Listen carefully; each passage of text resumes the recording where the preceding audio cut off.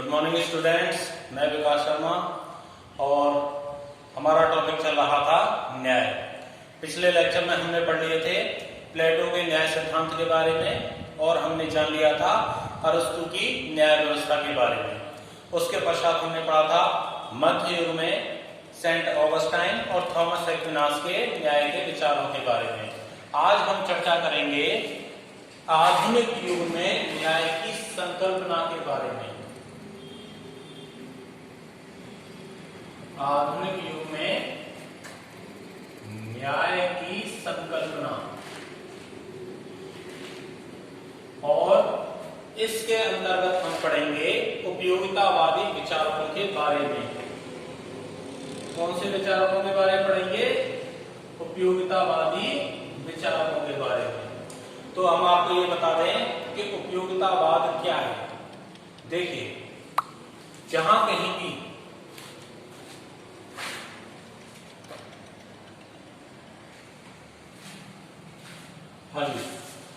उपयोगितावाद, समाजवाद, उदारवाद, ये जितनी भी चीजें आप पढ़ते हैं, ये जितने भी शब्द आप सुनते हैं, तो इन सभी शब्दों में एक चीज कॉमन होती है, वाद। वाद को हम क्या कहते हैं? वाद को कहते हैं हम विचार करना। और आगे क्या लिखा हुआ है? उपयोगिता। उपयोगिता के आधार पर विचार करना। जब हम पढ़ेंगे समाजवाद तो उसका तात्पर्य होता है समाज के आधार पर विचार करना। व्यक्तिवाद, व्यक्ति के आधार पर विचार करना। उदारवाद, उदारता के आधार पर विचार करना। मार्क्सवाद, मार्क्स के विचारों के आधार पर विचार करना। तो यहां पर हमारा टॉपिक है उपयोगितावाद। उपयोगितावाद यानी कि उपयोगिता के आधार पर विचार करना। आधुनिक युग में हमारे कुछ विचारक हुए जिन्होंने ये कहा कि जो चीज व्यक्ति के लिए उपयोगी हो वही चीज सही है और वही महत्वपूर्ण है, वही न्यायपूर्ण है। इन विचारकों में जो सबसे पहले विचारक आते हैं हमारे, वो है डेविड ह्यूम महोदय। कौन से विचारक हैं? डेविड ह्यूम महोदय। डेविड ह्यूम ने ये कहा कि न्याय क्या है। न्याय को उन्होंने कानूनों की पालना मात्र से जोड़ करके देखा और उन्होंने ये कहा कि ये जो नियम होते हैं, ये नियम सार्वजनिक हित या सार्वजनिक उपयोगिता को दृष्टि में रखते हुए बनाए जाते हैं। अतः न्याय क्या है? न्याय सार्वजनिक उपयोगिता का एक प्रमुख तत्व है। व्यक्तियों ने कुछ नियम बनाए हैं, वो नियम सभी जनों के लिए उपयोगी हैं, सर्वहित में हैं और सार्वजनिक रूप से उपयोगी हैं। तो ऐसे नियमों की पालना करना ही क्या है? न्याय है। तो डेविड ह्यूम ने न्याय को जिससे जोड़ा है वो है सर्वहित की अवधारणा या सार्वजनिक उपयोगिता। कौन सा विचार है? सार्वजनिक उपयोगिता। आइए, इसके बाद आते हैं हमारे जेरेमी बेंथम।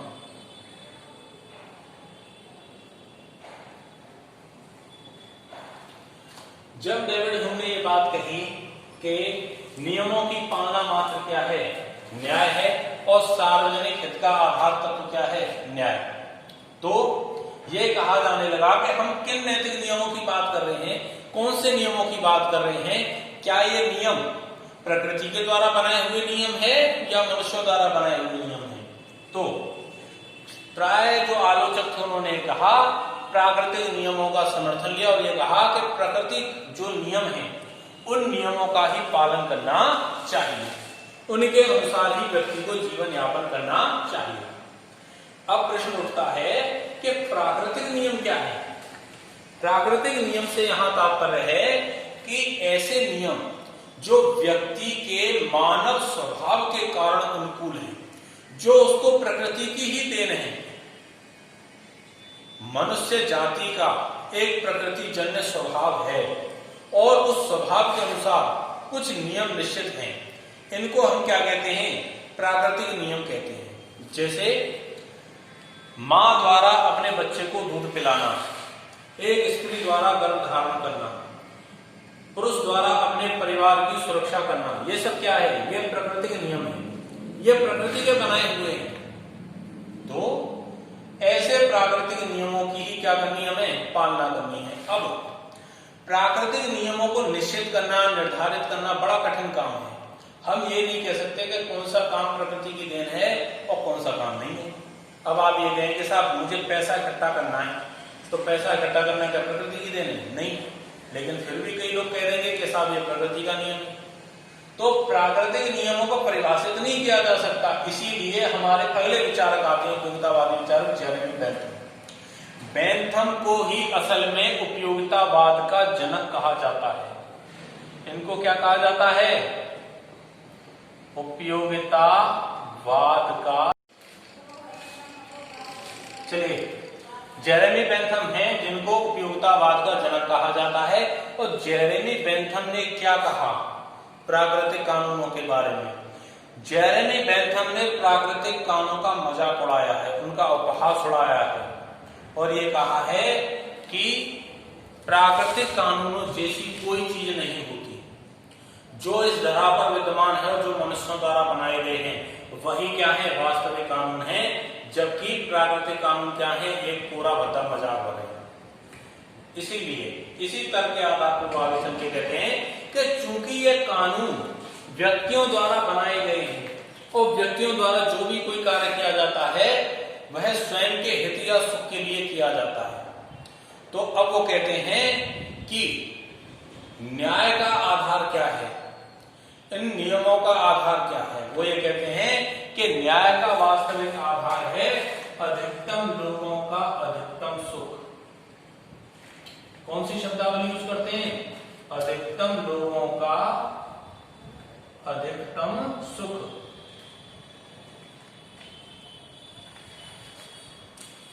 ठीक, ये है हमारे जेरेमी बेंथम। और अंतिम हमारे विचारक आते हैं जे.एस. मिल।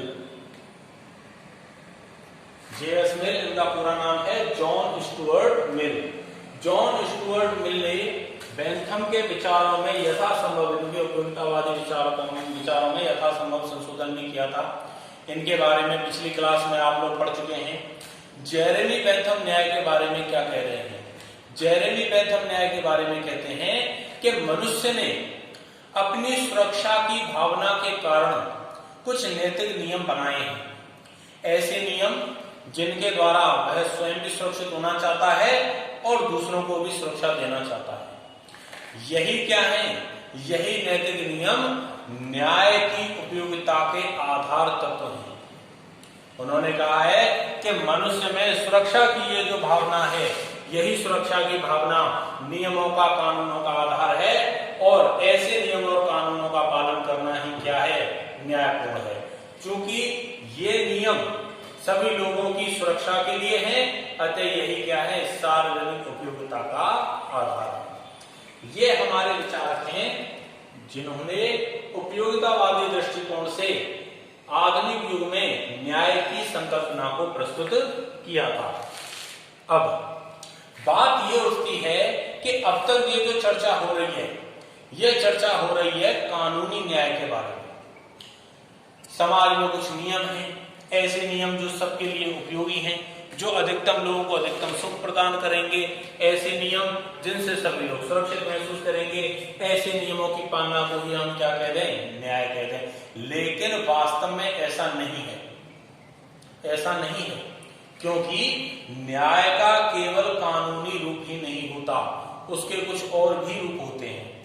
वो रूप हैं सामाजिक न्याय, आर्थिक न्याय, राजनीतिक न्याय, मानवीय आधार पर दी जाने वाली सहायता भी क्या है? न्याय की दृष्टि में आती है।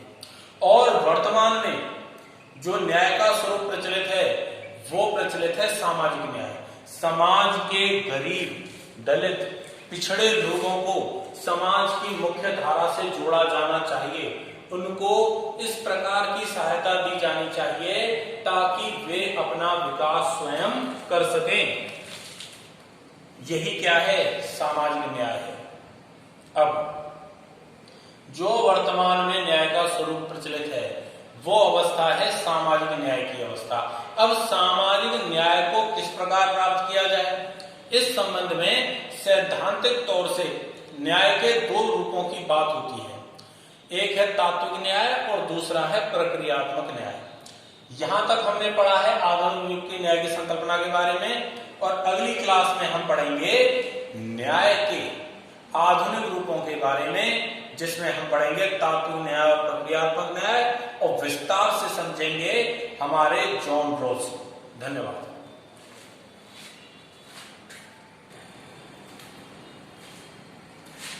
आइए अब हम चर्चा कर रहे हैं न्याय के दो सिद्धांतों के बारे में।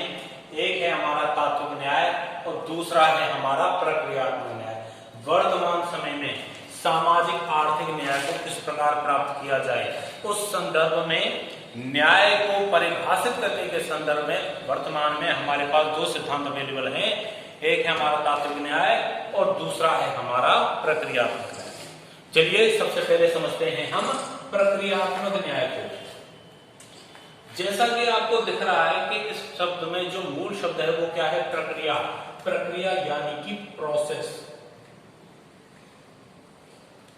प्रक्रियात्मक न्याय के समर्थक ये मानते हैं कि समाज में जो बहुमूल्य वस्तुएं हैं, जो पद हैं, उनके वितरण की प्रक्रिया न्यायपूर्ण होनी चाहिए। क्या न्यायपूर्ण होनी चाहिए? बांटने की जो प्रक्रिया है वो प्रक्रिया न्यायपूर्ण होनी चाहिए। इसके बाद किसको क्या मिलता है ये उसके भाग्य का विषय है, उसमें हस्तक्षेप नहीं किया जा सकता। आपने समाज में एक प्रोसेस सही रखी, उस प्रोसेस के बाद किसको क्या मिला ये उसके भाग्य का विषय है। इस मामले में सरकार के द्वारा, राज्य के द्वारा हस्तक्षेप नहीं होना चाहिए, किसी भी रूप में हस्तक्षेप नहीं होना चाहिए। और ये जो विचार है, ये विचार असल में बाजारवादी या उदारवादी व्यवस्था के समीप प्रतीत होता है। अब हम इसको विस्तार से कैसे समझें? जैसे कि हमने आयोजित की है यूपीएससी की परीक्षा। यूपीएससी की परीक्षा से बनते हैं आप आईएएस अधिकारी। क्या बनोगे? आईएएस अधिकारी। आईएएस अधिकारी का जो पद है वह एक सार्वजनिक पद है, एक अभिजात वर्ग का पद है। अब इस सार्वजनिक पद को प्राप्त करने की आपने एक प्रक्रिया निश्चित की कि पहले एक प्री एग्जाम होगा, प्री के बाद मेंस एग्जाम होगा, मेंस एग्जाम के बाद आपका आईबी होगा, इंटरव्यू होगा, और उसके बाद आप क्या बनोगे? आईएएस बन जाओगे। तो प्रक्रियात्मक न्याय के समर्थक क्या कह रहे हैं कि हम हर किसी को रास्ता चलते को तो नहीं बना रहे आईएएस। समाज के जो बहुमूल्य पद हैं इनका आवंटन हम अपनी मनमर्जी से तो नहीं कर रहे। जैसे अमेरिका में लॉटरी प्रथा चलती है कि हर किसी को उठाया, आईएएस बना दिया, अपने रिश्ते नातेदारों को उनको नहीं। हमने एक प्रक्रिया अपनाई है जिसमें हमने पहले प्री आयोजित करवाया, फिर मेंस आयोजित करवाया, फिर इंटरव्यू आयोजित करवाया, और उसके बाद क्या है? व्यक्ति आईएएस बनेगा। अब वो ये कह रहे हैं कि हमने प्रक्रिया न्यायपूर्ण रखी है, इस न्यायपूर्ण प्रक्रिया के बाद किसको क्या मिलेगा ये उसके भाग्य के ऊपर है। सरकार को इस रिजल्ट में, इस परिणाम में फेरबदल करने का या इस प्रक्रिया में हस्तक्षेप करने का कोई अधिकार नहीं है। प्रक्रिया न्यायपूर्ण है तो निश्चित रूप से परिणाम भी न्यायपूर्ण प्राप्त होगा। यही प्रोसेस को किसमें कहते हैं? सार्वजनिक वस्तुओं के वितरण में भी वो यही चीज लागू करते हैं कि सरकार को निश्चित प्रक्रिया बना दे, न्यायपूर्ण प्रक्रिया बना दे, और प्रक्रिया जैसे न्यायपूर्ण होगी तो उसके परिणाम भी न्यायपूर्ण हो जाएंगे। फिर किसको क्या मिलता है, कौन अमीर हो जाता है, कौन गरीब रह जाता है, इस मामले में उसका भाग्य है, उसके भाग्य के साथ छेड़छाड़ नहीं की जा सकती। दूसरी तरफ है हमारा तात्विक न्याय। तात्विक न्याय का यह विचार हमारा समाजवादी विचारों के नजदीक है। किनके नजदीक है? समाजवादी विचारों के नजदीक है। तात्विक न्याय है, इसमें जो मूल शब्द आपको दिखाई दे रहा है वो तत्व। मूल मुद्दा क्या है? मूल मुद्दा आपका यह था कि समाज में जो सार्वजनिक वस्तुएं हैं, पद हैं, प्रतिष्ठा है, पुरस्कार है, उनका वितरण इस प्रकार होना चाहिए ताकि अपेक्षित लोगों तक वह पहुंच सके, वह उनको प्राप्त हो सके। और इसके लिए सरकार को बाजार व्यवस्था में, उदारवादी व्यवस्था में हस्तक्षेप करने का पूरा अधिकार है। यह आवश्यक नहीं है कि आपने केवल प्रक्रिया न्यायपूर्ण बना दी तो सब लोगों के साथ न्यायपूर्ण हो जाएगा। नहीं, ऐसा नहीं होता है। जैसे कि आपने यूपीएससी के एग्जाम लिए, आपने प्री करवाया, मेंस करवाया, इंटरव्यू करवाया और आपने कह दिया कि मैंने तो प्रक्रिया सही रखी थी, फिर कौन आईएएस बने नहीं बने इसमें मैं क्या कर सकता हूं। लेकिन यहां हमारे पास दो कैंडिडेट थे। एक वो था जो कि अमीर बच्चा है, जिसने यूपीएससी की बाकायदा कोचिंग की, शिक्षा की, इसने बहुत खर्चा किया, बड़ी मेहनत के साथ तैयारी की, क्योंकि इस बच्चे के पास संसाधन उपलब्ध थे। संसाधन थे, आर्थिक संसाधन, भौतिक वस्तुओं के संसाधन, सब सारी सुख सुविधाएं प्राप्त थी। और दूसरी तरफ है हमारा एक गरीब बच्चा जो आर्थिक रूप से समाज के सबसे हाशिए के वर्ग में आता है। इसके पास न पढ़ने के लिए किताबें हैं, न कोचिंग के लिए फीस है, इसके पास कोई संसाधन नहीं है, ये समाज की सबसे पिछड़ी क्लास से आता है। आपने दोनों बच्चों को एग्जाम में बिठा दिया, तो एक तो बच्चा बैठ रहा पूरी तैयारी के साथ, एक बच्चा बैठ रहा बिना तैयारी के। प्री में ही नहीं निकल सकता, प्री हो जाएगी तो मेंस में निकल जाएगा, मेंस हो जाएगा तो इंटर में निकल जाएगा। और अंत में क्या हुआ कि ये अमीर बच्चा आपका आईएएस बन गया और ये बच्चा रह गया। आपने तो कह दिया कि भाई हमने तो शुद्ध प्रक्रिया बनाई थी, सही प्रक्रिया बनाई थी, ये बच्चा आईएएस नहीं हो पाया तो उसका भाग्य नहीं, इसका भाग्य नहीं है। भाग्य से पहले आप ये भी देखिए कि इन दोनों की परिस्थितियों में भी कितना बड़ा अंतर था। क्या आपने यहां पर परिस्थितियों में दोनों को समान किया? नहीं, आपने समान नहीं किया। तात्विक न्याय के समर्थक यही कहते हैं कि प्रतियोगिता के प्रारंभ में ही जब भेदभाव विद्यमान है तो उसका परिणाम भी निश्चित रूप से भेदभावकारी होगा, भले ही आप प्रक्रिया कितनी भी निष्पक्ष बना दीजिए। तो इसी तरह पर वो कहते हैं कि मूल बात क्या है? मूल बात यह है कि समाज के हाशिए पर खड़े वर्ग का भी उद्धार होना चाहिए, उसको भी समाज की मूल धारा में जुड़ना चाहिए। और इसके लिए क्या करे? सरकार इस प्रक्रिया में हस्तक्षेप करे। वो क्या करे? इस बच्चे के पढ़ने के लिए सुख सुविधाएं दे, उसको स्कॉलरशिप दे, उसको सारे संसाधन दे, प्री, मेंस और इंटरव्यू, इन सभी चरणों में क्या है? बच्चा अपने दम पर नहीं निकल सकता, तो यहां पर वह क्या है? उसके लिए स्थान आरक्षण की व्यवस्था करे। क्या करे? स्थान आरक्षण की व्यवस्था करे, ताकि जब ये कंपटीशन में बच्चा इसको बीट नहीं कर सकता, इससे कम मार्क्स लाता है, तो भी वह समाज के बहुमूल्य संसाधनों तक अपनी पहुंच बना सके, प्रतिष्ठा के पदों तक अपनी पहुंच बना सके और इस प्रकार समाज की मूल धारा में घुस सके। तो ये बात कौन कहते हैं? तात्विक न्याय के समर्थक कहते हैं कि चूंकि समाज के प्रारंभिक अवस्था में ही लोगों में भेदभाव विद्यमान है, अतः उसका परिणाम भी निश्चित रूप से भेदभावकारी होगा। अतः सरकार को इन प्रक्रिया में हस्तक्षेप करना चाहिए और समाज के सबसे पिछड़े और कमजोर वर्ग के उद्धार के लिए कुछ ना कुछ व्यवस्थाएं अवश्य की जानी चाहिए। तात्विक न्याय और प्रक्रियात्मक न्याय के इस अंतर से ही प्रारंभ होता है हमारे जॉन रॉल्स का